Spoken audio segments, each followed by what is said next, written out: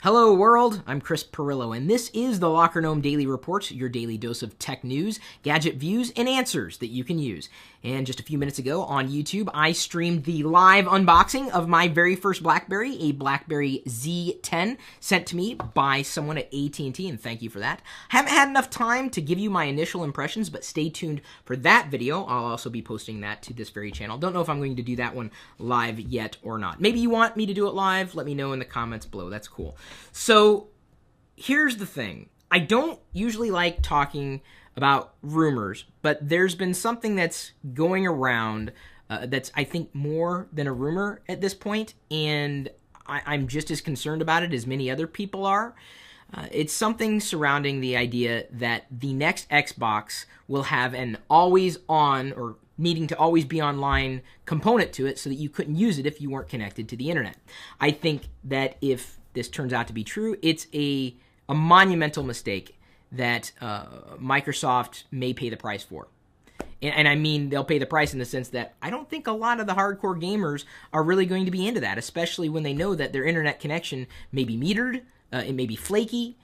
They don't want an always-on gaming console. And to tell you the truth, I don't blame them. Keep in mind, I have 4 or 5 Xboxes in my house, used primarily as DVD players, also entertainment consoles, and every once in a while, yeah, I do happen to game, although you're not likely to catch me doing much of that online. You'd wipe the walls with me. Why would I just walk into a deathmatch knowing I'm going to lose? As I said before in a TLDR earlier this week, just say that you played me and you beat me. Just assume it, okay? I'll give you the bragging rights for having played and beat me.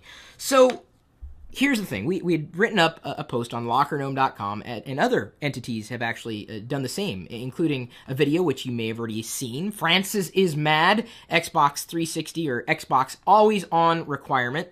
And that, by the way, that video is very not safe for work, but I think it put a finer point on why this could be a big problem. And I don't talk about rumors, but what kind of set me off to believing this may be more than a rumor is the creative director for Xbox there at Microsoft, Orthy. Well, that's his name as he goes by as Adam Orth or Adam_Orth on Twitter, had tweeted as the scuttlebutt was proliferating, "Sorry, I don't get the drama around having an always-on console. Every device now is always on. That's the world we live in. Deal with it." That was the hashtag.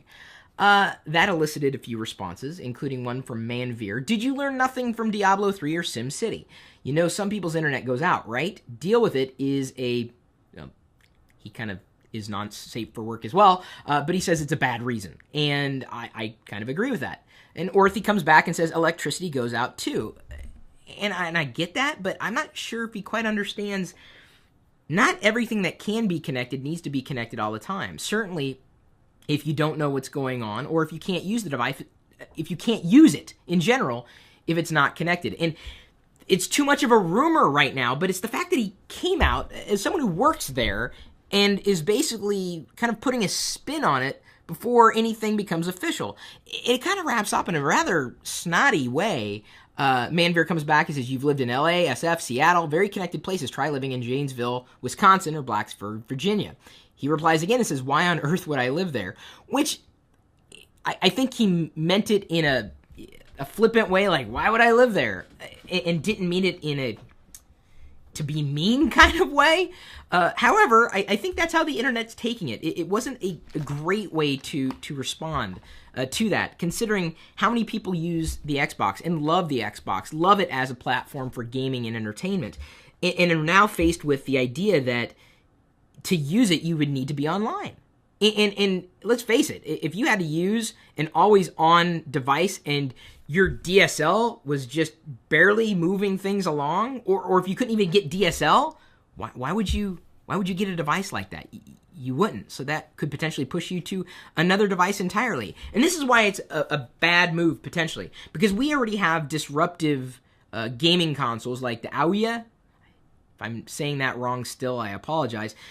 Not only is that insanely more affordable, but it also doesn't come with all these crazy restrictions that Microsoft has been used to dealing with and could potentially be pushing down the pike. And it's the fact that someone from Microsoft who is in the know posted this stuff to Twitter, I think makes it more than just a rumor at this point. And I would just encourage anybody at Microsoft who's listening to pay attention to what's going on. You are not doing yourself any favors. Jump into the conversation. Just talk to us. If you're going to do this, at least listen to the people who want to buy your product and are just not hip with your idea of having it needing to be online. You've got to accommodate them. How many millions of Xbox customers will you lose at a time where Microsoft, you just can't afford to lose any more customers? Listen to them. Engage with them. Put someone on this now. And I'm upset because I don't think it's a good move. One, I know I wouldn't want to have an always-on device, because I don't use the Xboxes as much as many of you do, but anything that's going to siphon away the precious bandwidth that I have now, not knowing what's going on, we're not there yet. Not even close to being there yet. Very few people are there, and I think a majority of your Xbox customers are going to be former Xbox customers. And this is the time to address them. Use Twitter. Use YouTube. Get Major Nelson on this if he hasn't been put on this already, to stop this from spinning out of control, further out of control than it already has. Because this has set off a firestorm, and rightfully so. We posted our own thoughts on LockerGnome.com, how always online Xbox could ruin Microsoft gaming. And I think that's a possibility. There's too much competition out there, and unless you live and die by playing Halo and some Xbox-only titles, I think the idea of switching to another platform is a possibility. I don't even know if I'm going to be upgrading my Xbox 360, because I don't know what the next Xbox is going to have to offer me to make me want to upgrade. So I'm doing this video, if only to say, I hope that someone at Microsoft's listening and watching what your community is telling you. You have to interact with them, and I don't mean by issuing a press release. Jump into the fray. Jump in and tell them what's going on, and more importantly, don't do this. Don't go with the whole always online thing. You already have your power users telling you it's a bad move, and when your power users are telling you that, you have to wake up. Wake up, please. Before this gets any further out of control, or certainly out of your hands, it's not about spin. You got to address it. Jump right in. That's what Twitter's there for. That's what YouTube's there for. Facebook. Talk to your community. They want to talk to you. They love you enough to tell you that you may be going down the wrong path. And there's time. Theoretically, there's time to turn this around if that's the way your ship is headed. And I have no reason to believe anything other than that after seeing Adam's comments on Twitter. Even though, yes, I forgive Adam for saying what he said at the end, because I think he did it, he was being tongue-in-cheek, but it just came across the wrong way, especially in relation to having a very defensive statement of having an always-on device. You gotta pay attention to your core community. And hopefully, my core community appreciates me having said this. And maybe you didn't know this was happening already. Maybe you didn't know where I stood on this whole thing, if you didn't even know it was happening in the first place. So thanks again. I always appreciate the things you do, especially when you like the things that I do or share the things that I do with other people on social media. I am doing my best to stay connected with you in every possible way, including through the free Locker Gnome app on iOS and Android. We send out the push notifications for the live video feed when it was happening, and I hope everybody received them. If not, we are working on pushing an update out to those free applications so that issue, if it is an issue for you, will be fixed. I don't know if the Locker Gnome app will work on a BlackBerry in the Android wrapper.